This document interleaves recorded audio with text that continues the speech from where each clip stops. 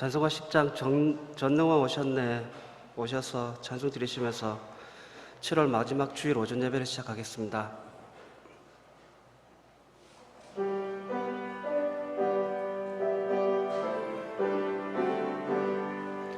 전능왕 오셔서 주 이름 찬송케 하옵소서. 영광과 권능의 성부여 오셔서 우리를 다스려 주옵소서. 강생한 성자여 오셔서 기도를 들으소서. 택하신 백성들 복 내려 주시고 거룩한 마음을 주옵소서. 위로의 주 성령 오셔서 큰 증거 주옵소서. 전능한 주시여 각 사람 마음에서 떠나지 마시고 계십소서. 성삼위일체께 한없는 찬송을 드립니다. 존귀한 주님을 영광 중 빼앗고 영원히 모시게 하옵소서. 아멘. 516장 오른길 따르라 의의 길을 찬송 드리실 때 다들 일어나셔서 찬송 드리시겠습니다.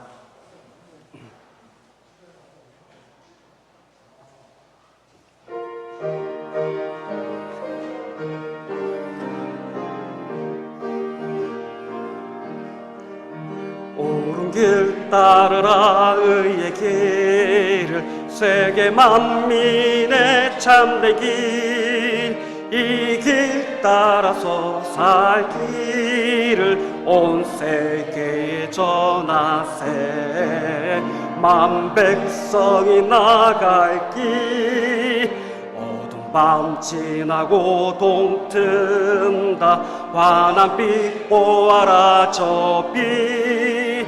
주 예수의 나라 이 땅에 곧 오겠네 오겠네.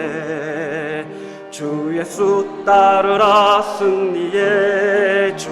세계 만민이 나갈 길과 진리요 참 생명. 내 창검을 부수고 다 따르라 화평왕. 어두운 밤 지나고 동튼다. 환한빛 보아라 저 빛. 주 예수의 나라 이 땅에 곧 오겠네 오겠네.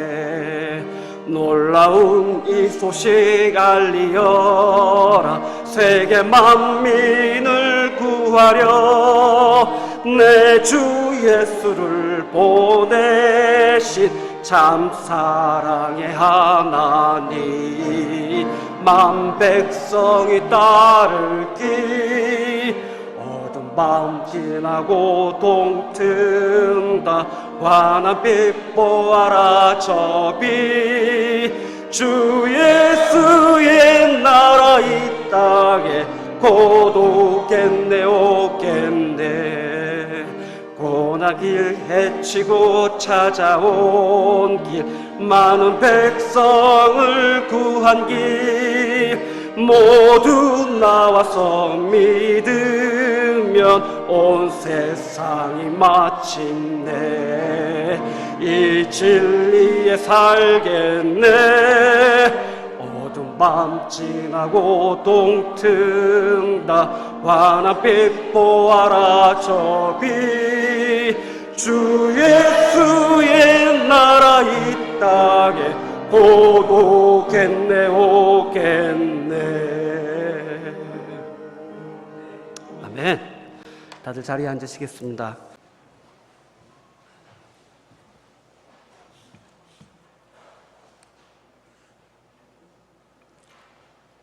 우주 만물을 창조하시고 생사화복을 주관하시며 예수 그리스도를 믿음으로 저희들을 영원히 구원해 주신 고마우신 하나님 아버지, 이 시간에는 주님 자녀들이 진리의 말씀이 풍성한 주님의 몸된 교회에서 주님을 찬양하고, 또한 각자 있는 처소에서는 실시간 영상을 통해서 다 같이 예배를 드릴 수 있도록 인도해 주신 아버지 하나님께 먼저 감사를 드립니다. 아버지 하나님, 말세에는 전쟁과 지진과 기근과 역병을 통해서 하늘로부터 두려운 광경과 표적들이 있으리라는 주님의 말씀과 같이 지금 온 세상에는 끝이 보이지 않는 장기간의 코로나19 역병 사태와 아프리카와 서아시아를 시작해서 지금 현재 중국 대륙으로 번지고 있는 수억 마리의 대형 메뚜기 습격과 사상 최악의 대홍수와 유럽과 동남미를 시작으로 우리나라까지 침투해서 하나님의 창조 질서에 노골적으로 도전하는 동성애 찬성법과 하나님이 주신 가장 소중한 가정을 완전히 파괴한 조직적이며 폭력적인 수많은 사이비 이단 집단들과 수많은 거짓 선지자들이 등장해도 이 시대에 살아가고 있는 우리 모든 인간은 아무것도 할 수가 없는 얼마나 나약한 존재인지, 이게 모두가 깨닫고 되돌아보고 예수 그리스도를 알지 못하는 불쌍한 영혼들이 십자가에서 죽으시고 부활하신 예수 그리스도를 믿고 속히 오실 주님을 기쁨으로 맞이할 수 있는 주님 자녀들이 다 될 수 있도록 아버지 하나님께서 인도해 주시옵소서.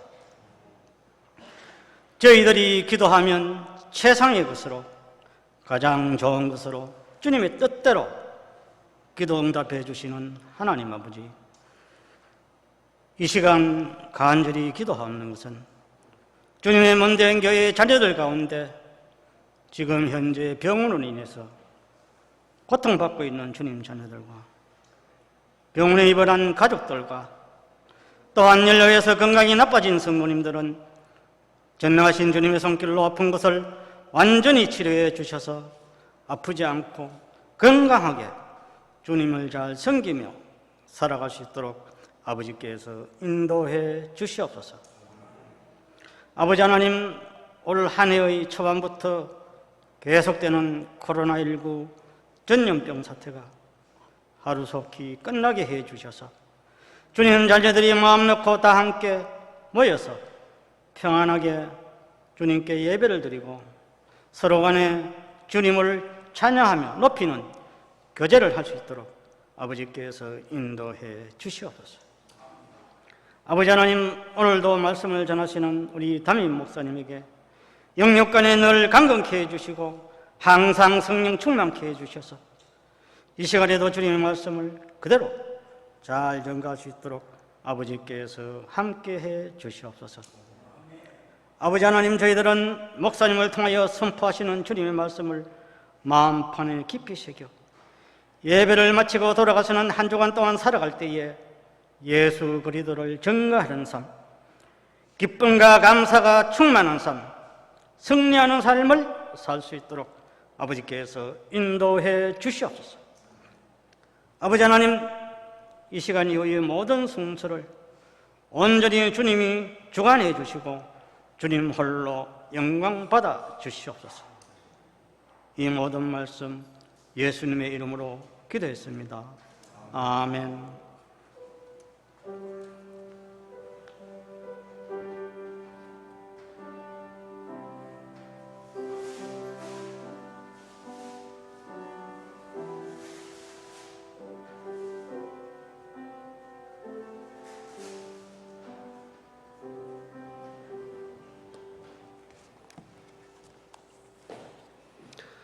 찬송가 415장 십자가 그늘 아래 찬송 드리시겠습니다.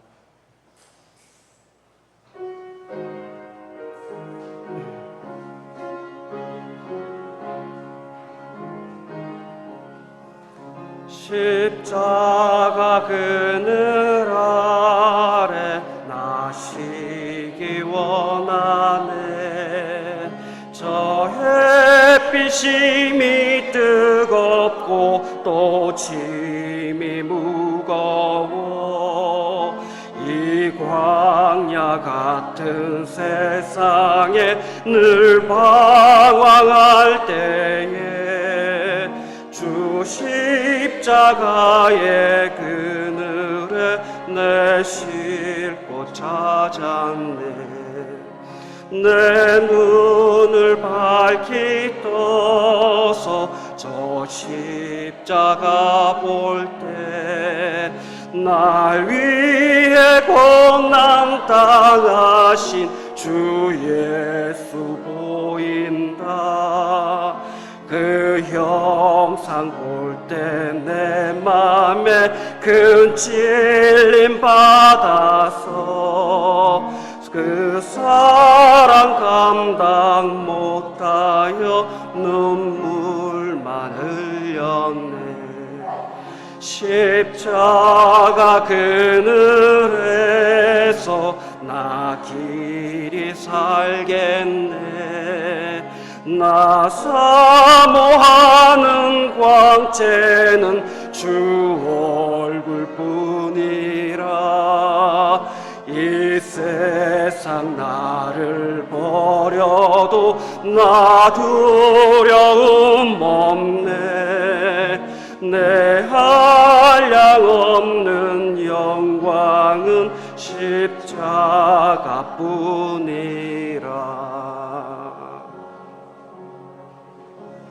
아멘.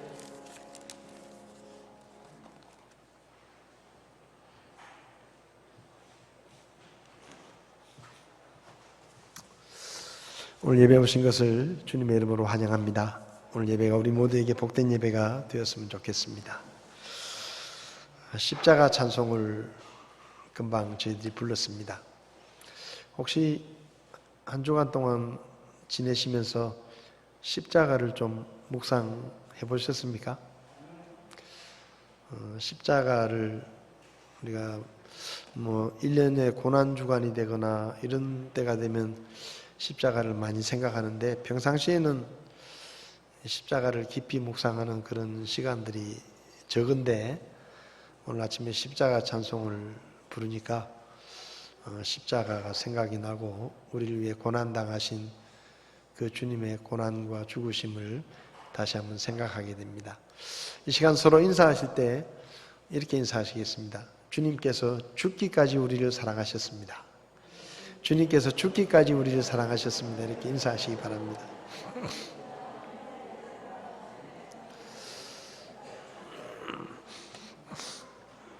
어찌됐든 코로나19가 됐든 어려움이 있든지 간에 변함없는 사실은 주님께서 지금도 우리를 여전히 사랑하고 계시고 우리를 죽기까지 사랑하시는 그 주님의 사랑과 또 그 마음이 변함이 없다는 것입니다. 그래서 늘 주님의 십자가를 생각하면서 이 코로나19 어려운 시기를 잘 지나갔으면 좋겠습니다. 코로나19가 참 처음에 저희들이 코로나19 때문에 예배를 못 드릴 때는 한 두세 주 지나면 괜찮겠지 그러고 이제 시작을 했는데 벌써 6개월이 훌쩍 넘어가가지고 아직도 전 세계가 그냥 고통을 당하고 있는데 우리나라는 그래도 좀 많이 나아져서 하나님 앞에 감사를 드리고 또 빨리 전 세계적으로 안정이 돼야 우리가 예전처럼 자유롭게 주님을 예배할 수 있을 것 같습니다. 예배 오실 때는 마스크를 꼭 하고 오시고 거리도 좀 이렇게 뛰어 앉으시고 교회 오시면 할 일이 많죠. QR코드도 찍어야 되고 어쨌든 협조를 해달라고 하니까 협조를 하는 게 좋을 것 같습니다. 8월 달에도 주일학교 또 식당 운영, 찬양대 특송을 하지 못할 것 같습니다. 빨리 좀 안정이 돼서 찬양대원들도 얼마나 특송을 하고 싶으시겠어요, 그죠? 빨리 좀 안정이 됐으면 좋겠습니다.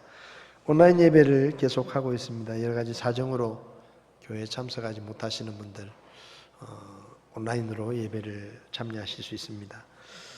내일부터 카카오 TV로 교회 방송을 시작하려고 합니다. 월화 목금 이렇게 4일 동안 우선은 저녁 8시부터 이렇게 카톡 주소를 보내드리면 거기 접속을 하시면 예배를 시청하듯이 프로그램들을 시청하실 수 있습니다. 우선은 이제 뭐 프로그램을 준비를 하는 게 좀 시간이 많이 걸리니까 앞으로는 주일학교 프로그램이라든지 청년 학생들을 위한 그런 프로그램도 좀 보완을 해서 준비를 하려고 합니다.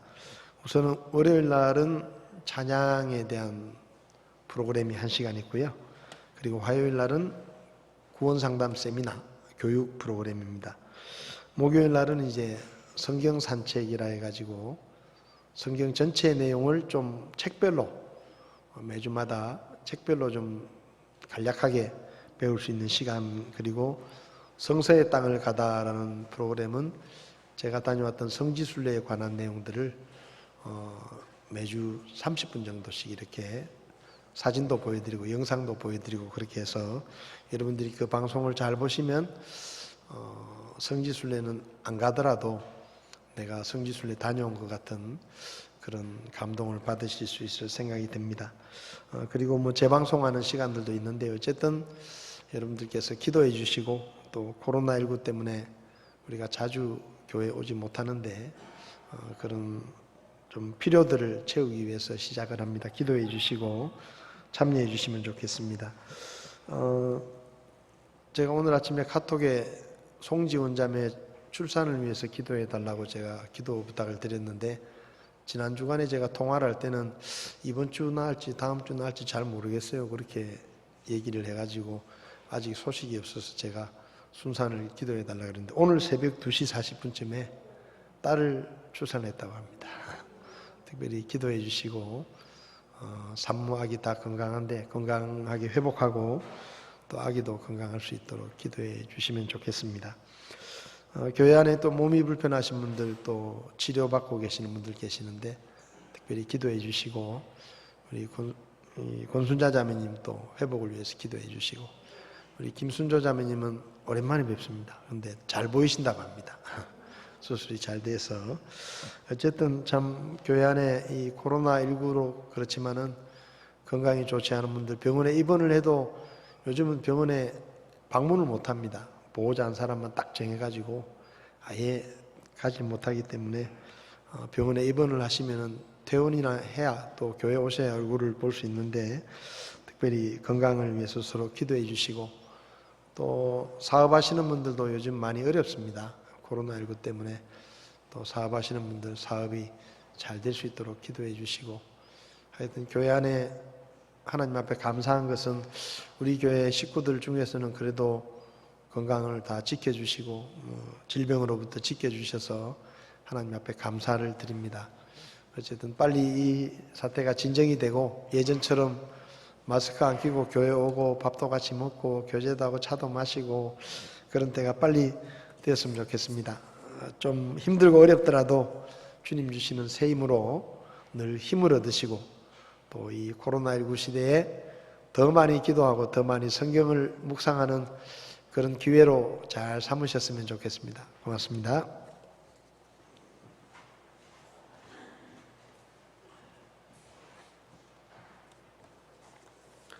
찬송가 305장 나 같은 죄인 살리신 찬송 드리시겠습니다.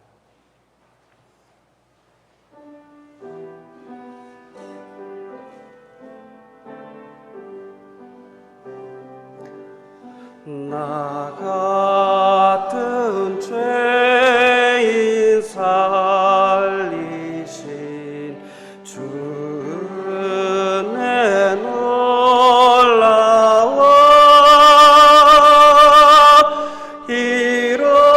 잃었던 생명 찾았고 광명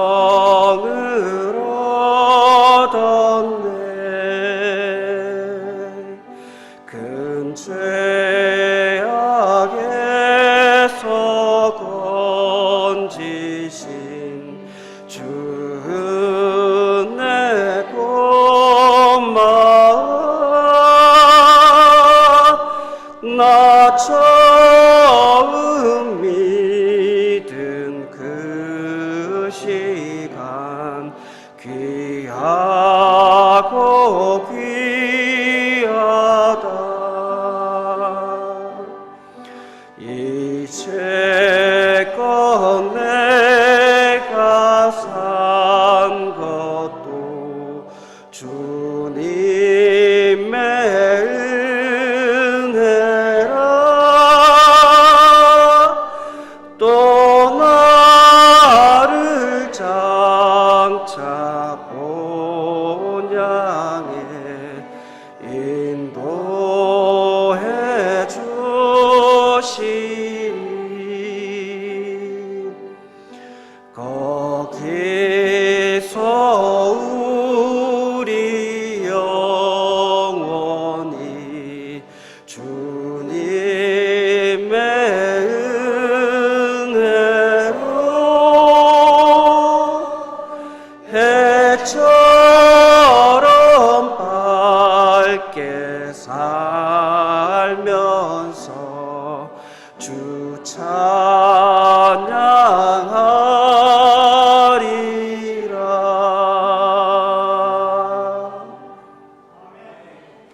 아멘.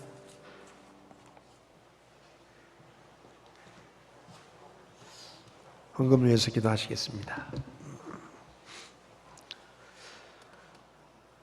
허물과 죄로 죽어서 아무 쓸모없는 저희들을 하나님께서 버리지 아니하시고 우리를 먼저 사랑해 주시고 하나뿐인 아들 예수 그리스도를 이 땅에 보내셔서 아무런 죄가 없지만 우리 죄를 대신해서 채찍에 맞으시고 주먹질을 당하시고 침뱉음을 당하시고 십자가 언덕에 끌려 올라가서 못 박혀 죽으심으로 우리의 모든 죄값을 목숨으로 치러주신 그 주님의 크신 사랑과 은혜를 생각할 때 하나님 앞에 감사를 드립니다.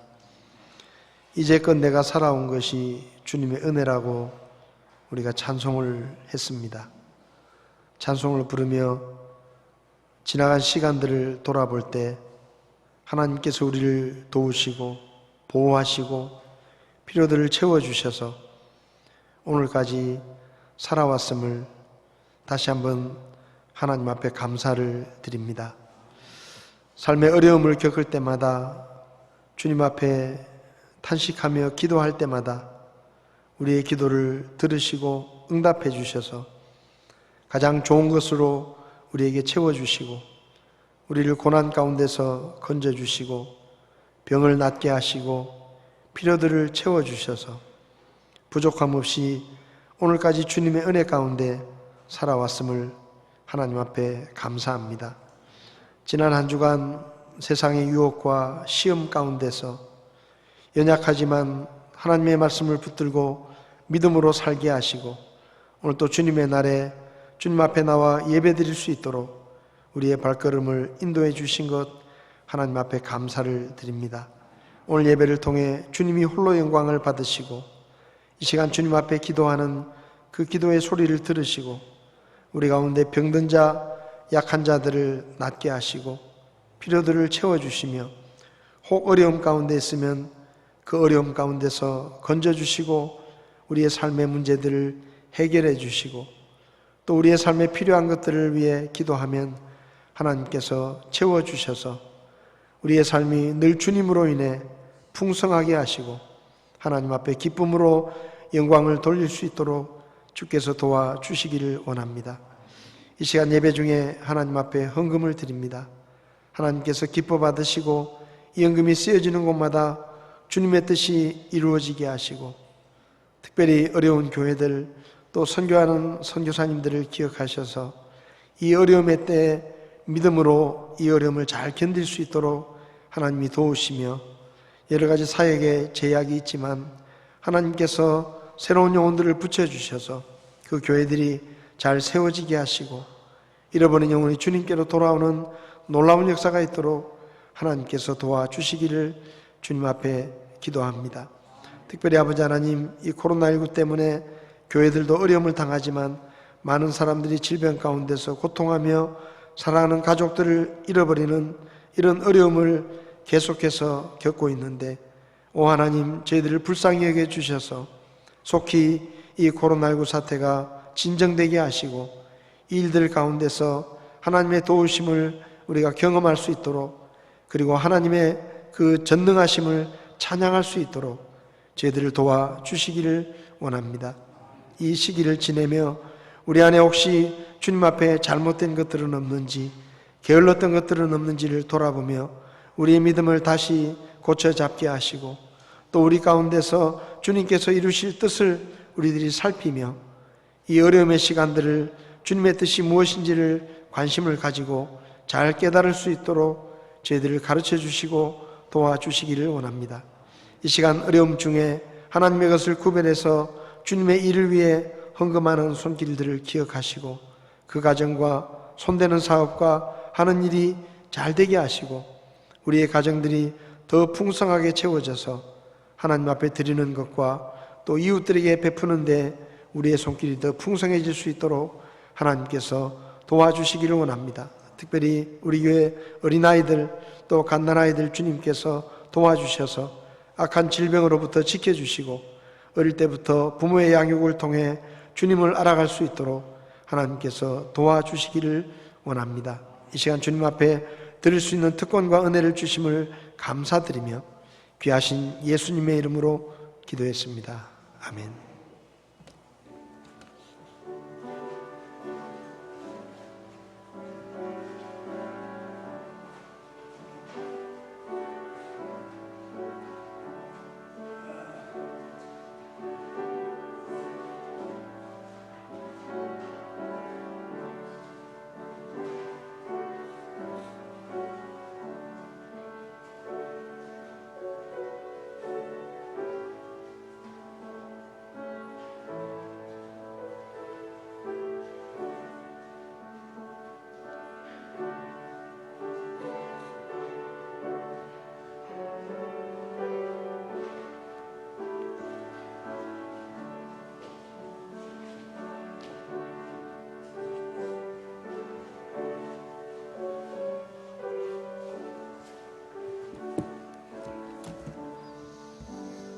이 시간 자리에서 일어나셔서 하나님의 말씀을 함께 보시겠습니다. 느헤미야 6장 1절부터 14절까지 말씀을 한 절씩 교독하시겠습니다. 느헤미야 6장 1절부터 14절까지입니다. 제가 먼저 읽겠습니다. 이제 산발랏과 도비야와 아라비아 사람 게셈과 우리의 원수들 중 남은 자들이 내가 이미 성벽을 건축하여 그 안에 무너진 곳을 남기지 아니하였다는 것을 들었는데 그때까지도 내가 아직 성문에 문짝을 달지 못하였느니라.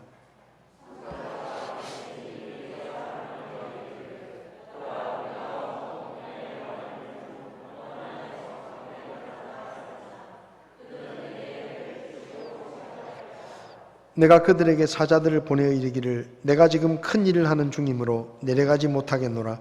어찌하여 내가 그 일을 버려두고 너희에게로 내가서 그 일이 중단되게 하겠느냐 하매.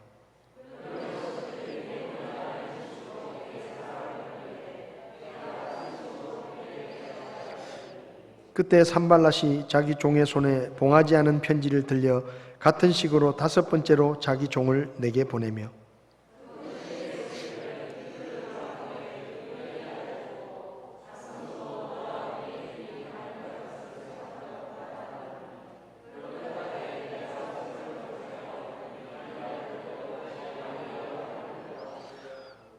또 내가 대언자들을 임명하여 예루살렘에서 너에 관해 선포하여 이르기를 유다의 왕이 있다 하게 하였으니 이제 이 말들대로 그 일이 왕에게 알려지리라. 그런즉 이제 오라 우리가 함께 의논하자 하였더라.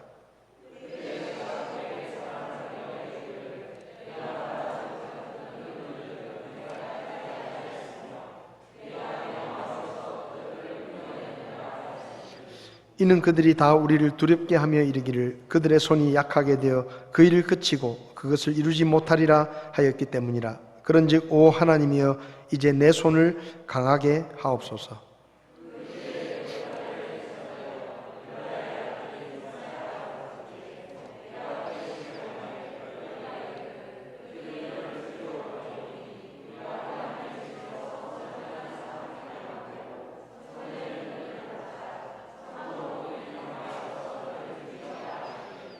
내가 이르기를 나 같은 자가 도망하리요 나 같은 자로서 성전에 들어가 자기 생명을 구하고자 하는 자가 누구이리요 나는 들어가지 아니하리라 하였느니라.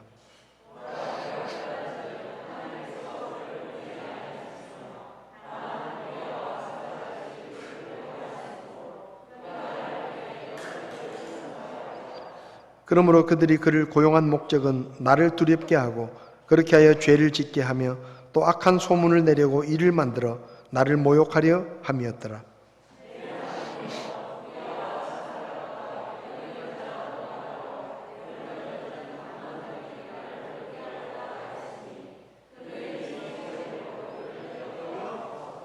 아멘.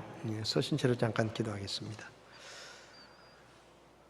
지금도 살아 계셔서 우리를 보시고 우리를 아시고 우리의 필요대로 말씀하시는 하나님 아버지, 이 시간 저희들에게 친히 말씀해 주시고 이 혼탁한 시대를 살아가며 우리가 어떻게 살아야 할지 하나님의 말씀으로 가르쳐 주시고 가르침을 받을 뿐만 아니라 실제적으로 우리의 삶에 그 말씀을 적용해서 순종함으로 우리가 하나님의 뜻을 이루는 삶을 살 수 있도록 저희들을 도와주시기를 원합니다.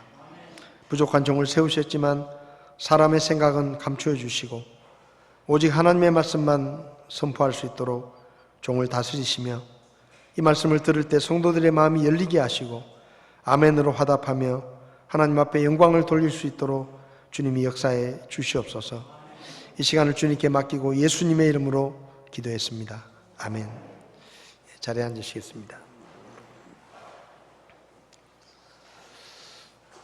무너진 예루살렘 성벽을 재건하라는 하나님의 뜻에 포로의 아들이었지만 잘 먹고 잘 살고 있던 느헤미야는 안정된 삶을 버리고 순종하죠. 그래서 예루살렘에 와서 유대인들과 힘을 합하여 성벽을 쌓습니다.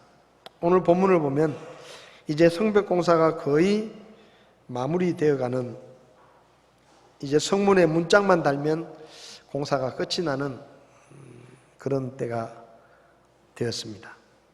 그동안에 하나님의 뜻에 순종했지만 어려움이 없었던 것은 아닙니다. 지역사회에서 기득권을 누리고 있었던 지역의 지도자들이 느헤미야를 협박하기도 하고 회유하기도 하고 심지어는 전쟁으로 위협하기도 했습니다.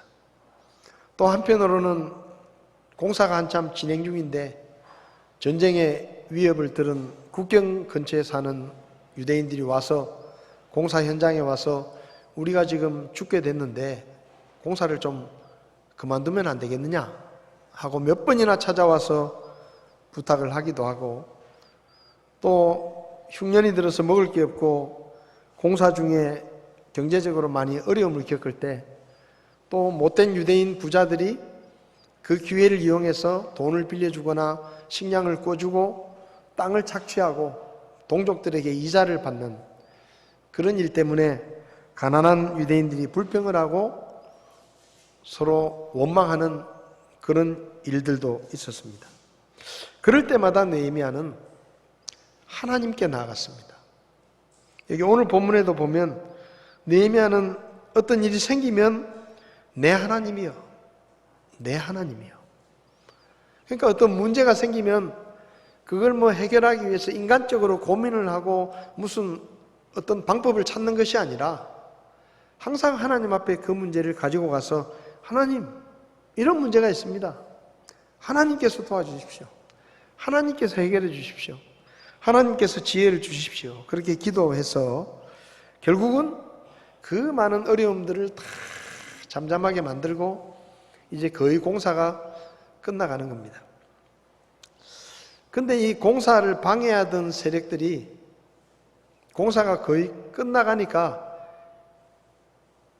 그때라도 이 공사를 못하게 만들려고 새로운 계략을 꾸미는데, 그 계략들이 어떤 것들이었는지 또 느헤미야가 그런 일들을 어떻게 대처하는지를 살펴보면서 어쩌면 지금 우리도 코로나19 시대에 느헤미야처럼 어려움이 많습니다. 몸과 마음이 지치는 것뿐만 아니라 사업도 힘들고 경제 생활도 어렵고 또 장사도 잘 안 되고 또 외출도 하기 어렵고 신앙생활도 여러 가지로 제약이 있어서 자유롭게 못하고, 그러니까 우리 몸도 피곤하고 마음도 힘들고 영적으로도 점점 이렇게 게을러지는 이런 시기에 우리가 어떤 믿음을 가져야 하겠느냐, 느헤미야서 말씀을 통해서 한번 생각해 보려고 합니다. 첫 번째로 오늘 느헤미야를 통해서 우리가 배우는 것은 사적인 일이나 개인적인 일이나 세상의 일보다 하나님의 일을 더 중요하게 여기는 그런 믿음을 우리가 가져야 한다는 것이죠. 이제 성벽이 거의 마무리되어 가는데 산발락과 게셈이 사람을 보내서 느헤미야에게 이렇게 말을 합니다. 오노 평지의 마을에 와서 우리가 좀 만나자, 얘기를 좀 해보자. 그러니까 지금 상황은 뭔가 하면 계속해서 이제 전쟁의 위협이 있는 것이죠. 그러니까 너희들이 공사를 빨리 중단하지 않으면 우리가 주변 민족들을 불러 모아가지고 전쟁을 하겠다. 그러면 너희가 큰 피해를 입고 많은 사람이 죽을 것인데 그렇게 협박을 하는 것이죠. 그러면서 한편으로는 이제 그러니까 일단 만나자. 우리가 뭔가 얘기를 해보자. 협상을 해보자. 그러고 이제 사람을 보내는 거죠. 근데 한 번 보낸 게 아니고 느헤미야가 거절을 하니까 4번씩이나 계속 사람을 보냅니다. 한편으로는 협박을 하고 한편으로는 우리가 만나서 좀 타협을 하자. 이를테면 뭐 평화를 모색해보자. 뭐 이런 얘기겠죠. 근데 느헤미야가 그 산발락과 게셈이 사람을 보내서 만나자고 청했을 때 한마디로 거절을 합니다. 뭐라고 거절을 하는가 하면 3절에 보면 내가 지금 큰 일을 하는 중이다. 내가 지금 큰 일을 하는 중이기 때문에 너희들하고 만날 수가 없다. 그리고 내가 너희들을 만나러 가면 그 일이 중단이 되는데 그럴 수는 없다 하고 이제 확실하게 의사표현을 하는 것이죠. 왜냐하면 느헤미야가 하나님이 주신 지혜를 통해서 지금 원수들이 만나자고 하는 것이 뭐 서로 잘해보자라는 게 아니고 나를 해치려고 한다는 것을 느헤미야가 알았기 때문에 느헤미야는 거절을 하면서 내가 지금 큰 일을 하고 있는데 하나님의 일을 하고 있는데 너희들과 그렇게 만나서 얘기할 게 없다 하고 거절을 하는 것이죠. 주목할 것은 느헤미야가 거절하면서 하는 말입니다. 내가 지금 큰 일을 하는 중이다. 망한 나라에 무너진 성의 성벽을 쌓는 일이 느헤미야에게는 큰 일이다 라고 표현을 합니다. 심지어 느헤미야가 목숨의 위협을 받고 저기에 협박을 하고 있는데도 자기의 개인적인 안위나 개인적인 어떤 안전보장을 더 중요하게 여긴 게 아니라 지금 하고 있는 하나님의 일이 내 인생에 지금 제일 큰 일이다. 그러니까 내 개인적인 일이나 뭐 너희들의 위협 따위 이런 것들은 중요한 게 아니다. 내가 지금 하고 있는 이 일이 하나님의 일이 너무 중요한 일이기 때문에 너희들을 만날 이유도 없고 만날 필요도 없다 라고 거절하는 것입니다. 느헤미야에게 최우선순위는 하나님의 일이었습니다. 내가 개인적으로 얼마나 잘 먹고 잘 사느냐, 내가 개인적으로 얼마나 안전하냐 이런 게 중요한 게 아니에요. 처음부터 그랬어요. 느헤미야는 포로의 아들이었지만 어마어마한 나라에서 왕의 신임을 받으며 아무런 부족함 없이 잘 먹고 잘 살았습니다. 그러니까 나라가 망하고 뭐 백성들이 고통을 당하고 있지만 자기는 너무 편하게 살았어요. 근데 어느 날 하나님께서 예루살렘에 가서 나를 위해서 성벽을 재건하는 일을 네가 좀 했으면 좋겠다. 하나님이 마음을 주셨죠. 그때 느헤미야는 자기의 개인적인 안정, 자기의 개인적인 평안 이런 것들은 중요하게 여기지 않고 기꺼이 포기하고 예루살렘으로 돌아갑니다. 그래서 거기서 성벽을 쌓는 일을 하죠. 그러니까 느헤미야에게 중요한 것은 내가 얼마나 잘 먹고 잘 사느냐, 내가 얼마나 잘 되느냐, 내가 얼마나 편해지느냐가 아니고 하나님의 일이었다는 거예요. 하나님의 일을 이루는 것이 제일 중요하다. 지금도 전쟁에 협박을 하고 위협을 하고 심지어는 살해를 위협하는데도 만나자 그러는데 딱 거절하는 거예요.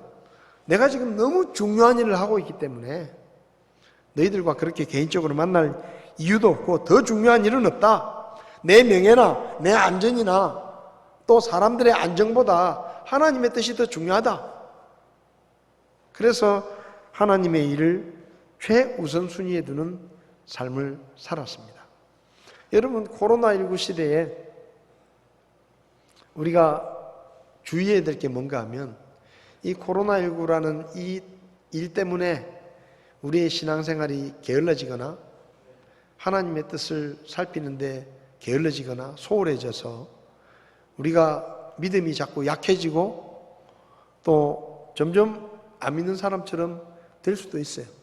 게을러질 수 있습니다. 교회도 잘 못 가고 성경 공부할 시간도 없고 또 뭐 성도들과의 교제도 별로 없고 그러다 보니까 시간은 또 많고 그러면 자꾸 엉뚱한 일들의 시간을 쓸 수 있어요.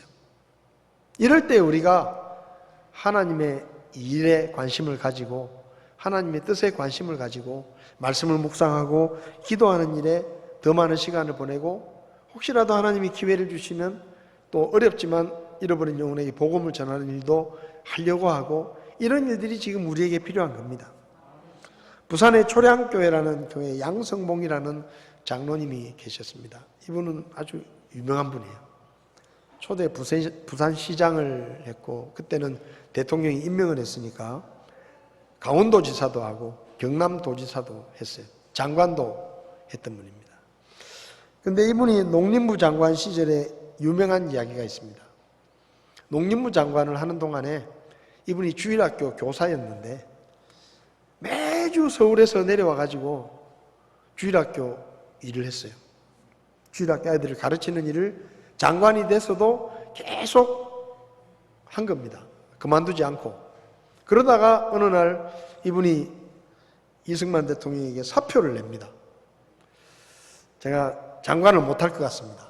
그러니까 이 대통령이 그 왜 그러냐 그러니까 제가 장관 일을 하다 보니까 자꾸 이 주일학교 교사 일이 게을러지고 소홀해지는 것 같아서 내가 장관 그만둬야 되겠습니다. 그러니까 이 이승만 대통령이 기가 차는 거예요. 그래서 이렇게 말을 해요. 이 사람아, 다른 사람들은 장관 하겠다고 돈을 싸질머지고 와가지고 장관 좀 시켜달라고 부탁을 하는데 자네는 그 주일학교 일 때문에 장관을 그만둔다니 참 기가 차네. 기가 찰 일 아니에요. 주일학교 교사 때문에 그게 잘 못하니까 소홀해지니까 장관을 그만두겠다는 거예요. 근데 이승만 대통령도 또 믿는 분이잖아요. 그러니까 이분이 하는 말이 자네가 하나님의 일을 하겠다니까 내가 말릴 수도 없고 참 곤란하다.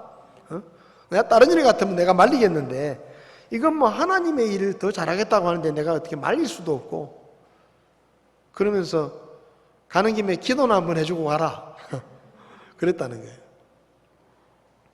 물론 모두가 그렇게 할 수는 없습니다. 모두가 그렇게 할 수는 없죠. 그런데 개인의 야망이나 개인적인 성공보다 하나님의 일을 더 중요하게 생각한 이분의 그 마음은 우리가 본받아야 된다. 그런 생각을 합니다. 느헤미야도 그랬어요. 지금 자기가 위협을 받고 있습니다. 전쟁이 날지도 몰라요.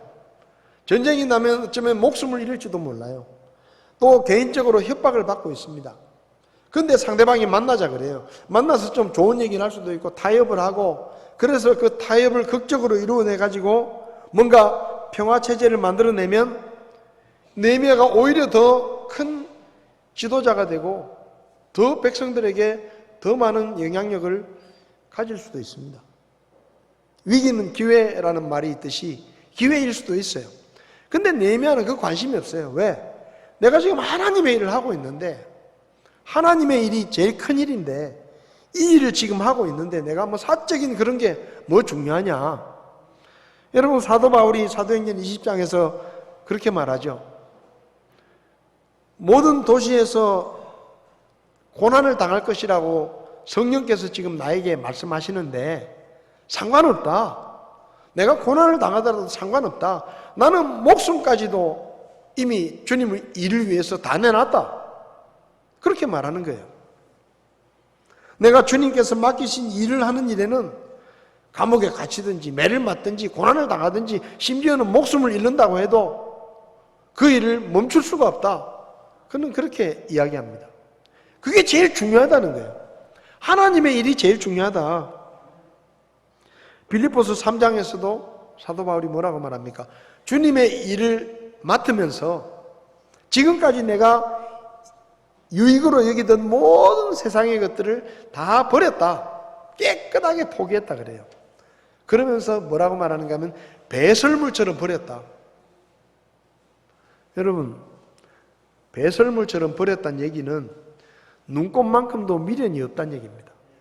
버리고 아깝다는 얘기가 아니에요. 미련이 없다는 얘기예요. 깨끗하게 버렸다는 얘기입니다. 사도 바울은 예수 믿기 전에 다마스쿠스로 가던 길에 부활하신 주님을 만나기 전에 하나님의 뜻을 깨닫기 전에 잘 나갔습니다. 젊은 나이에 정치적으로, 종교적으로, 사회적으로 인정을 받아가지고 꽤 많은 권력을 가졌고 장래가 촉망되는 젊은이였고 최고의 학부를 나와서 어마어마한 학자로, 바리새인으로 앞길이 평탄하게 쫙 열려있는 사람이었어요. 가만히 있어도 성공은 보장된 사람이었습니다. 그런데 그러다가 부활하신 주님을 만나서 하나님의 일을 듣게 된 거예요. 네가 해야 될 일은 이방인들에게 복음을 전하는 일이다. 그 일을 좀 해라. 그때 사도 바울이 다 버렸다 그랬습니다. 그가 누리고 있었던 권력, 지위, 부와 명예, 그리고 보장된 미래의 안정된 삶을 다 버린 겁니다. 왜? 하나님의 일 때문에. 그리고 가는 곳마다 얻어터지고 가는 곳마다 감옥에 갇히고 협박을 당하고 도망을 쳐야 되고 폭풍을 만나고 죽을 뻔하고 돌에 맞고 어마어마한 고난을 겪는 거예요. 세상 사람들의 눈으로 보면 좋은 거는 다 버리고 안 좋은 것만 다 받는 거예요. 그래도 사도 바울이 한 번도 후회한 적이 없습니다. 왜? 하나님의 일을 위해서 내가 다 버렸다는 거예요. 중요하지 않다는 겁니다. 여러분, 우리에게 이런 믿음이 필요합니다. 하나님의 일을 중요하게 여기는 내 개인적인 일이나 이 세상의 일보다 하나님의 일을 더 중요하게 여기고 하나님의 일을 더 큰 일로 여기는, 여러분, 장관 일이 크겠어요? 주일학교 교사 일이 크겠어요? 세상 사람들의 눈에는 장관 일이 훨씬 더 중요하고 주일학교 교사 일은 아무것도 아닙니다. 그런데 이 양성봉이라는 사람에게는 장관 일보다 하나님의 일이 더 큰 거예요. 더 중요한 겁니다. 그러니까 깨끗하게 세상의 일을 포기하는 거예요. 여러분, 우리에게 무엇이 더 중요합니까? 내 개인적인 일이나 세상의 일보다 하나님의 일이 더 중요합니다. 하나님의 뜻이 더 중요합니다. 나를 통해서 하나님이 이루시고자 하시는 일이 무엇인지가 더 중요한 거예요. 그런 믿음을 우리가 가지고 있을 때 이 코로나 시대를 믿음이 흔들리지 않고 믿음 안에 굳게 서서 지나갈 수가 있을 것입니다. 마태복음 6장 33절에 그랬죠. 오직 너희는 첫째로 하나님의 왕국과 그분의 의를 구하라. 지금 우리가 이 어려움의 때를 지나가면서 어떻게 하면 취직을 잘하고, 어떻게 하면 사업이 잘 되고, 어떻게 하면 돈을 더 잘 벌고, 어떻게 하면 더 나은 삶을 살고, 이게 우리의 관심이 아니라 이런 어려움의 때지만 우리가 어떻게 하면 하나님의 뜻을 이룰 수 있을까? 우리가 어떻게 하면 하나님의 기뻐하시는 일을 할 수 있을까? 여기에 더 관심을 가지고 우리가 더 기도하고 말씀을 통해서 그분의 뜻을 살피는 일에 더 열심을 내야 하는 때라고 생각이 듭니다. 두 번째로 느헤미야는 사람의 판단이나 평가보다 하나님의 판단과 평가를 더 중요하게 생각했습니다. 이렇게 이제 우리가 좀 만나서 얘기라도 해보자. 근데 느헤미야가 계속 거절을 하니까 다섯 번째로 또 종이 옵니다. 5절을 보면 자기 종의 손에 봉하지 않은 편지를 들려 같은 식으로 다섯 번째로 자기 종을 보냈다 그랬어요. 그 편지의 내용이 뭔가 하면 네가 지금 예루살렘 성벽을 쌓고 있는데 지금 소문이 났다. 무슨 소문이 났느냐? 네가 예루살렘 성벽을 다 쌓고 난 다음에 네가 예루살렘의 왕이 되려고 한다. 그러니까 지금 겉으로는 왕에게 충성을 하고 페르시아의 왕에게 충성을 하고 네가 왕을 존경하는 것처럼 보이지만 사실은 네가 지금 그렇게 열심히 예루살렘 성벽을 쌓으려고 하는 이유가 네가 딴 마음을 품고 쉽게 말하면 역적의 마음을 품고 왕을 배반하고 이 성을 다 쌓고 나면 네가 왕이 되려고 한다는 그런 소문이 있다. 그리고 네가 대언자들을 매수해가지고 그 대언자들이 이제 예루살렘에 왕이 나온다 이런 소문을 퍼뜨려가지고 백성들을 현혹해서 네가 성벽을 다 쌓은 다음에는 네가 왕이 되려고 하는 그런 마음을 품고 있다는 소문이 났고 이 소문이 어쩌면 왕에게도 지금 전해졌는지 모른다. 그러니까 네가 지금 위험하다. 우리가 좀 도와줄 테니까 우리가 어쨌든 네 편이 돼줄 테니까 한번 만나자. 그런 얘기입니다. 그럴듯하죠. 지금 소문이 났다는 거예요. 사람들이 다 그렇게 생각한다는 거예요. 왕도 그렇게 생각할지 모른다. 그럼 네가 어떻게 되겠냐? 너는 죽은 목숨이다. 그러니까 우리가 도와줄 테니까 만나서 같이 얘기 좀 해보자. 솔깃한 얘기죠. 느헤미야는 지금 성벽을 쌓는 일에 정신이 없어요. 근데 바깥에서는 지금 막 이상한 소문이 막 도는 거예요. 그 소문이 어쩌면 왕에게까지 들어갔을지 모른다. 여러분 진짜 이 소문이라는 게 얼마나 무서운지 모릅니다. 제가 옛날에 그 김선일 형제가 이라크에서 죽었을 때 제가 그 장례하는 일을 좀 도와달라 그래가지고 도와준 적이 있는데 그 제가 병원에 유족들하고 계속 있잖아요. 근데 하루 종일 유족들하고 있다가 집에 딱 들어와가지고 인터넷을 딱 보면 온갖 소문이 다 나는 거예요. 우리 교회 홈페이지에 글이 막 올라옵니다. 목사님 좋으시겠어요? 보상금 60억 받으면 11조만 6억이네요. 막 글이 올라오는 거예요. 목사님 교회당 새로 지으시겠네요. 그런 소문이 바깥에서 막 도는 거예요. 그래가지고 하루 만에 홈페이지 그냥 닫아버렸어요. 그러니까 가족들은 병원 안에 있는데 아무도 그런 게 없는데 바깥에서는 뭐 온갖 소문이 다 돌아다니면서 뭐 자식 팔아가지고 뭐 부자가 되려고 한다 이런 얘기부터 시작해가지고 소문이 얼마나 도는지 이 소문이 무시무시한 거예요.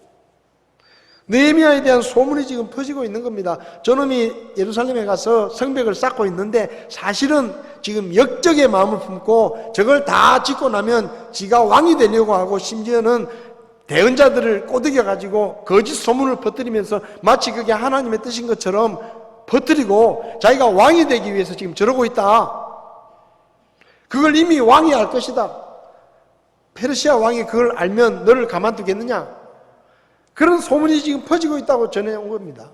그러면은 느헤미야 입장에서 불안할 거 아니에요. 그러니까 힘 있는 사람들이 자기 편이 돼주면 좀 낫겠다 생각이 들 거 아닙니까? 그러면 만날까봐 싶어가지고 그렇게 편지를 보냈어요. 그런데 느헤미야가 뭐라고 말하는가 하면 8절에 그때 내가 그에게 사람을 보내 이르기를 내가 말하는 것 같은 그런 일들은 내가 행한 적이 없다. 그건 네가 거짓말이다. 여러분 소문이라는 게요 진실이냐 거짓이냐는 하나도 중요한 게 아닙니다. 소문이라는 건 원래 진짜인지 거짓말인지는 중요하지 않아요. 문제는 그 소문이 돌고 나면 그 소문의 당사자는 거의 초죽음에 이른다는 거예요. 그게 진실이냐 거짓이냐는 중요한 게 아니에요. 그게 거짓말이라도 소문이 일단 퍼지고 나면, 이번에 코로나 때문에 서울에 진짜 그런 일이 있었다잖아요. 어떤 분이 식당을 하는데 어떤 코로나 환자가 그 식당에 갔다고 거짓말을 한 거예요. 자기가 딴 데 있었는데 딴 데 있었던 거를 이야기하면 곤란하니까 그 시간에 그 식당에 갔었다고. 그래가지고 거짓말을 해가지고 그때부터 그 식당에 온 사람들 CCTV로 다 찾아내가지고 검사하고 식당 막 소독하고 며칠 동안 문 닫고, 근데 나중에 그 거짓말을 밝혀진 거예요. 그 식당 주인은 뭐예요? 가만히 있다가 막 한 사람이 거짓말을 해가지고 장사도 못하고 사람들이 얼씬도 안 하는 거예요. 그럼 뭐 어디다 하소연을 합니까? 그 소문이라는 게 이런 거예요. 한번 잘못되면 치명적인 영향을 받는 거예요. 그걸 지금 이야기하면서 주변에 힘 있는 사람들이 우리가 도와줄 테니까 우리하고 손을 잡자라고 이야기하는데 네메아가 말합니다. 나 그런 일 없다. 사람들이 어떻게 말하든지 나는 하나님 앞에서 진실하다. 나는 그런 마음을 품은 적이 없다. 너희들이 한 말은 거짓말이다. 그러니까 내가 상대할 필요가 없다. 지금 나는 중요한 하나님의 일을 하고 있는데 나에 대해서 뭐 소문이 어떻게 나든지 거짓 소문이 어떻게 퍼지든지 그거 중요한 거 아니다. 하나님이 아시면 된다. 무슨 말이에요?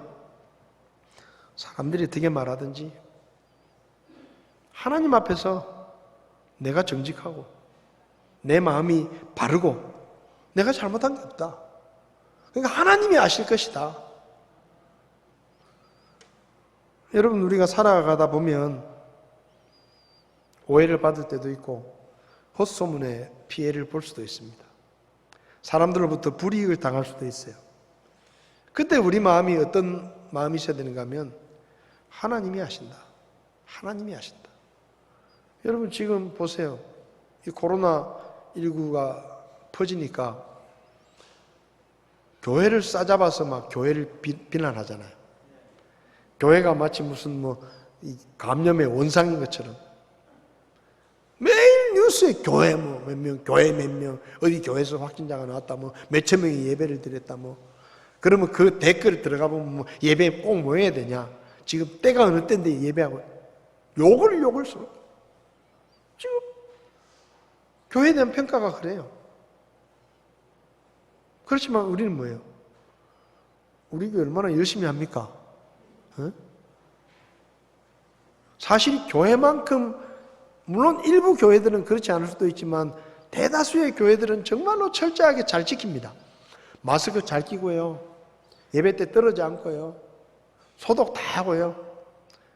우리 교회도 아침마다 화장실 손잡이, 계단 손잡이, 정수기, 심지어는 정수기 버튼, 커피 버튼까지 소독제 싹 뿌려가지고 깨끗하게 닦습니다.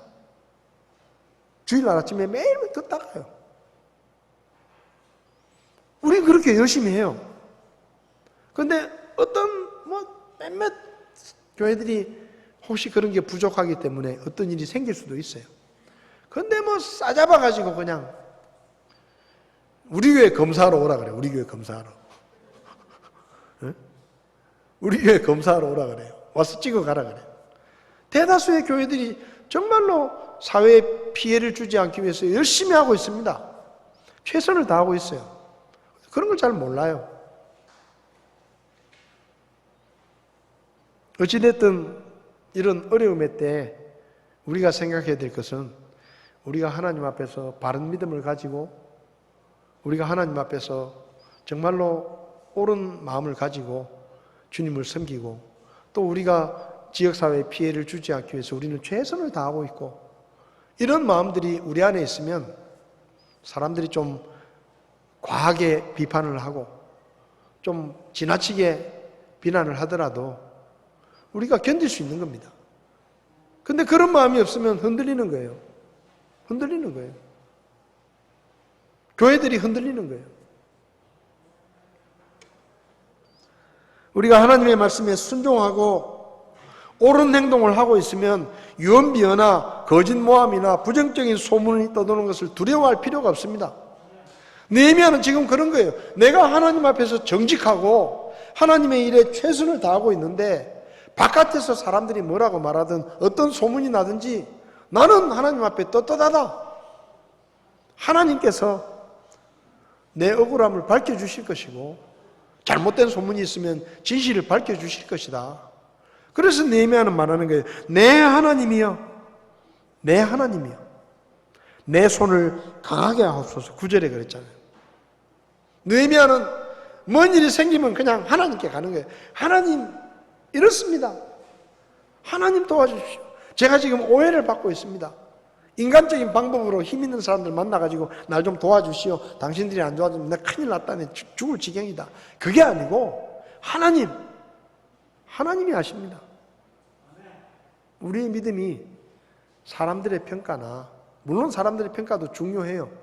그러나 그것이 모함이나 잘못된 것일 때는 우리가 하나님께 모든 것을 맡기고 믿음 안에서 좀 담대할 필요가 있습니다. 원수들의 거짓 모함과 소문이 있더라도 하나님 앞에서 우리의 진실함을 가지고 하나님께서 결국은 우리의 진실을 밝혀주실 것이라는 믿음을 가지고 계속해서 하나님의 일에 성실하게 임하는 것이 중요합니다. 그 다음 세 번째로 느헤미야는 어떤 상황에서도 하나님 말씀에 순종했습니다. 계속 이렇게 협박을 해도 안 되잖아요.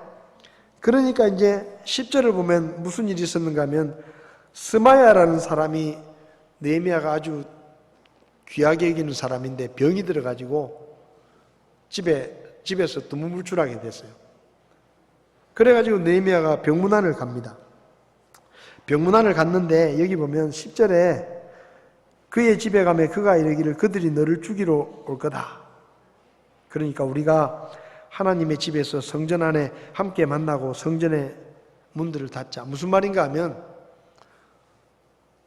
내가 소문을 들었는데 저놈들이 만나자고 해도 네가 안 만나고 또 지금 네가 역적이 돼가지고 지금 소문이 퍼져가지고 그런 협박을 해도 안 만나자고 하니까 저놈들이 너를 암살하려고 한다. 너를 죽이려고 한다. 그러니까 죽이려고 하니까 도망을 가자. 어디가 제일 안전하냐? 요즘은 좀 다른데 우리나라도 옛날에 뭐 민주화 운동하다가 도망갈 데가 없으면 명동성당으로 가요. 명동성당에 숨어요. 그러면 이제 성당은 경찰들이 못 들어오는 거예요. 그죠? 이를테면 그런 식이에요. 이 성전에 가면 성전에 가서 숨어 있으면 제일 안전하다.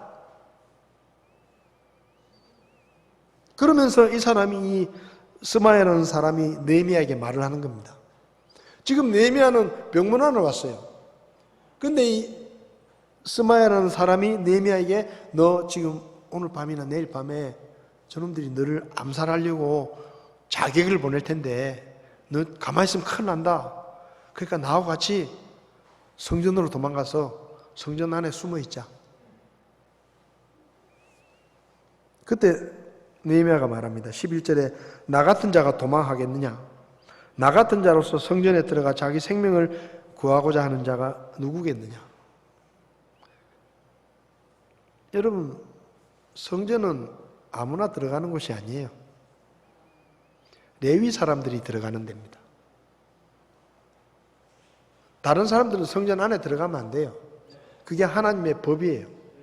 율법에 레위 사람들만 성전에 출입을 할 수 있고 제사장들만 성전에 들어갈 수 있는데 지금 이 스마야가 뭐라고 말하는가 하면 야 네가 지금 죽게 됐으니까 나하고 같이 성전에 숨자.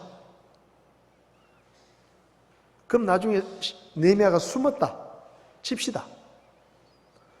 밤에 죽이러 오니까 숨었다고 칩시다. 그럼 어떻게 될까요? 나중에 백성들이 알면 백성들은 위험한데 버려두고 지 혼자 살겠다고 성전에 들어갔구나. 결국 이 소리 듣는 거예요. 그러면 느헤미야의 지도력이 없어지겠죠. 백성들이 말을 들어주겠어요? 신뢰하겠어요? 지 혼자 살겠다고 도망갔는데. 그러면 성벽 공사가 마무리가 안 되는 거예요. 백성들이 신뢰를 안 하는 겁니다. 저놈이 자기밖에 모르는구나. 자기 욕심 때문에 결국은 그 소문이 진짜였구나. 우리가 그냥 자기 욕심 가지고 채우려는 저런 사람에게 놀아놨구나. 그러면 금방 와해돼 버리는 거예요. 또 뭐예요? 성전에 함부로 들어가 지가 아무리 뭐 이 지역의 총독이지만 하나님의 말씀에 레위 사람들 말고는 성전에 들어가지 못하게 돼 있는데 저게 지 혼자 살겠다고 감히 율법을 어기고 하나님의 성전에 들어가? 그러면 그것도 또 욕을 먹는 거예요. 심지어는 완전히 외면당할 수도 있는 거예요. 느헤미야는 그걸 알고 있는 거예요. 그러니까 지금 오늘 밤에 자기에게 와서 너를 죽이겠다고 하는데도 난 성전에 안 간다. 성전은 내가 갈 곳이 아니다. 어떻게 나 같은 사람이 그거 가겠냐. 그리고 딱 거절을 하는 겁니다. 그리고 느헤미야가 뭐예요? 지금 이 사람까지도 매수가 돼가지고 나에게 지금 잘못된 말을 하고 있구나 하는 것을 깨달은 겁니다. 여러분, 우리는 가끔 그런 말 합니다. 그때 상황이 어쩔 수 없었어요. 물론 제가 하나님 말씀에 순종했어야 되는데 그때 상황이 어쩔 수 없었어요. 할 수 없었어요. 그때는 그럴 수밖에 없었어요. 그렇게 말을 해요. 여러분, 그럴 수밖에 없는 핑계 없는 사람이 어디 있습니까? 다 그럴 수밖에 없죠. 느헤미야가 숨었어요. 그럴 수밖에 없었겠다. 저 사람 목숨의 위협을 받고 있는데 와서 죽인다는데 성전에 도망간 거 뭐 그럴 수밖에 없지 않았겠냐. 내가 그럴 수밖에 없었다. 그렇게 말할 수 있습니다. 근데 중요한 건 뭐예요? 그가 하나님의 말씀을 어겼다는 것은 변하지 않는 거예요. 여러분, 우리가 하나님의 말씀에 순종하는 일을 우리의 환경이나 우리의 형편에 따라서 이랬다 저랬다 할 수 있는 게 하나님의 말씀이 아닙니다. 하나님의 말씀은 명령입니다. 누가 하는 명령이에요? 우리의 생사화복을 결정하시는 최고의 주권자이신 하나님께서 하시는 명령이에요. 정세균 총리가 전국에 있는 교회들은 소모임을 하지 마시고, 그게 이를테면 정부로부터의 명령이잖아요. 총리가 명령을 하는 거 아닙니까? 그럼 우리가 잘 들어줬잖아요. 최선을 다해서 지금 협조하고 있는 거예요. 그죠? 근데 하나님의 말씀은 한 나라의 명령이 아니에요. 우리의 생사화복을 결정할 수 있는 하나님께로부터 오는 명령입니다. 근데 우리가 하나님의 말씀을 듣고 싶으면 듣고, 듣기 싫으면 안 듣고, 형편이 괜찮으면 듣고, 형편이 어려우면 안 듣고, 내 마음대로 그렇게 하는 게 아니에요. 느헤미야는 지금 목숨이 걸려 있는데도 내가 그러면 안 된다. 나는 하나님의 말씀에 순종해야 된다. 그리고 하나님의 말씀에 따라서 행동을 한 겁니다. 그래서 결국 어떻게 됐어요? 그 원수들의 음모가 다 끝이 나고 성문에 문짝을 달고 52일 만에 성벽을 다시 쌓는 일을 끝냅니다. 여러분, 우리가 하나님의 일을 하고 믿음으로 살다 보면 어려운 일을 겪을 수도 있습니다. 오해를 받을 수도 있습니다. 또 하나님의 말씀에 순종하면 내가 큰 손해를 볼 것 같고 내가 큰 불이익을 당할 것 같은 그런 생각이 드는 때도 있습니다. 지금 코로나19 시대를 지나가면서 우리 마음속에 그런 생각이 들 때가 있어요. 그때 우리가 무슨 생각을 해야 됩니까? 느헤미야와 같은 믿음을 가져야 되는 거예요. 하나님의 일이 더 중요하다. 하나님을 기쁘시게 하는 것이 더 중요하다. 그리고 내 개인적인 것보다 하나님의 일을 우선순위에 두고 사람들이 어떻게 평가하든지 우리가 하나님 앞에서 진실한 믿음의 삶을 살고 또 어떤 어려움이 있더라도 하나님의 말씀에 순종하는 삶을 우리가 선택할 때, 그때 하나님께서 우리를 통해서 그분의 일을 이루어 가실 것입니다. 코로나19 언제 끝날지 모릅니다. 아무도 몰라요. 앞으로 한두 달 안에 빨리 끝나면 좋겠죠. 근데 몰라요. 그렇지만 우리가 아는 게 있어요. 하나님께서 우리를 사랑하시고 하나님께서 우리를 도와주시고 이런 어려움의 때에도 하나님께서는 그분의 일을 우리를 통해서 이루시기 원하신다는 것입니다. 우리도 느헤미야처럼 이런 믿음으로 이 어려움의 시기를 잘 지나갈 수 있기를 바랍니다. 그리고 하나님 앞에 지금 이 시대에도, 이 어려운 시대에도 하나님 앞에 쓰임받는 그런 성도와 가정과 교회가 될 수 있기를 바랍니다. 우리 이 시간 자리에서 일어나셔서 오직 믿음으로 세상 흔들리고 사람들은 변해도 나는 주님만 섬기겠다. 가사를 생각하시면서 나는 세상에 흔들리지 않고 이 코로나19 시대에도 내가 정말로 주님을 사모하며 주님을 신뢰하며 다른 사람들은 흔들리더라도 나는 믿음으로 살겠습니다. 그런 결심을 하면서 우리 이 찬송으로 하나님 앞에 우리의 결심과 우리의 기도를 주님 앞에 드렸으면 좋겠습니다.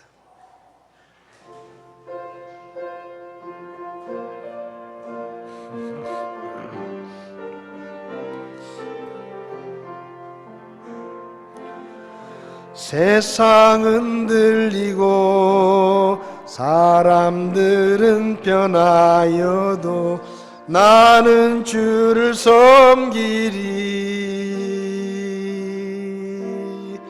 주님의 사랑은 영원히 변하지 않네. 나는 주를 신뢰해. 오직 믿음으로, 오직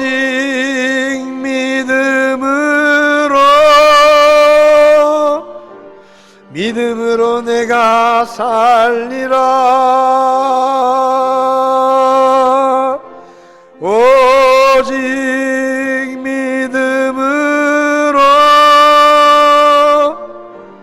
믿음으로 내가 살리라. 다 눈을 감으시겠습니다. 코로나19로 우리의 믿음이 흔들리고 영적으로 게을러지고 하나님의 뜻에 관심을 갖기가 어려운 이 시대에 저와 여러분들은 믿음으로 살 수 있기를 바랍니다. 다른 사람처럼 흔들리지 않고 세상과 타협하지 않고 하나님을 신뢰하며 나를 향한 하나님의 뜻을 가장 우선순위에 두고 주님을 섬기는 일을 우선순위에 두고 사람들의 평가가 어떠하든지 우리가 진실한 믿음으로 하나님 앞에 나아갈 수 있기를 바랍니다. 그리고 환경이 어떻더라도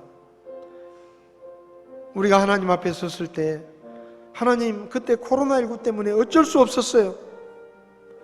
그때 코로나19 때문에 제가 더 주님을 섬기고 싶었고 예배하고 싶었고 주님 앞에 나가고 싶었지만 어쩔 수 없었어요.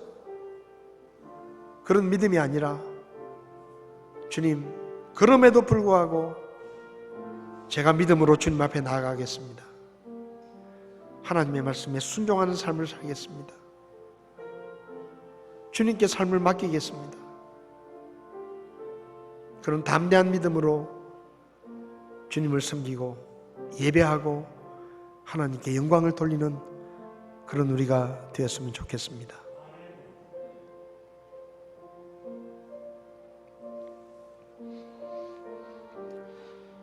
고마우신 주님, 우리를 구원해 주시고 지금까지 하나님의 백성으로 삼아 주셔서 지켜주시고 보호해 주시고 도와주신 것 감사합니다. 코로나19로 온 세상이 혼란스럽고 우리의 믿음 생활이 여러 가지 제약을 받고 있지만 오 하나님, 이럴 때일수록 우리의 믿음이 약해지지 않도록 도와주시고 우리가 하나님의 뜻을 최우선 순위에 두고, 그리고 사람들의 평가보다 하나님의 평가를 더 중시하고, 그리고 어떤 상황에서도 하나님의 말씀에 순종하고자 하는 믿음을 주셔서 이 어려움의 때에 우리가 믿음을 지켜나갈 수 있도록 도와주시기를 원합니다. 우리 가운데 몸이 불편해서 또 여러 가지 어려움 때문에 주님을 섬기기가 어려운 사람들, 하나님께서 그들에게 더 큰 믿음을 허락해 주셔서 기쁨으로 주님을 섬길 수 있도록 도와주시고, 육신의 연약함을 지켜주시고 치료해 주시고, 또 우리의 가정의 필요들을 채워주시고, 우리가 손대는 일들이 잘 되게 하셔서 이 어려움의 때에도 우리가 하나님의 은혜 가운데 주님의 뜻대로 살았노라고 고백할 수 있도록 저희들을 도와주시옵소서. 한 주간 동안 세상에 나갑니다. 사람들의 말보다 하나님의 말씀에 귀를 기울이게 하시고, 매일마다 하나님의 말씀을 열고 주의 음성을 듣게 하시고, 매일마다 기도함으로 하나님께로부터는 새 힘을 얻어서 승리하는 믿음의 삶을 살게 도와주시옵소서. 귀한 예배 시간을 주님 앞에 감사드리며 예수님의 이름으로 기도했습니다. 아멘. 예배를 마치겠습니다.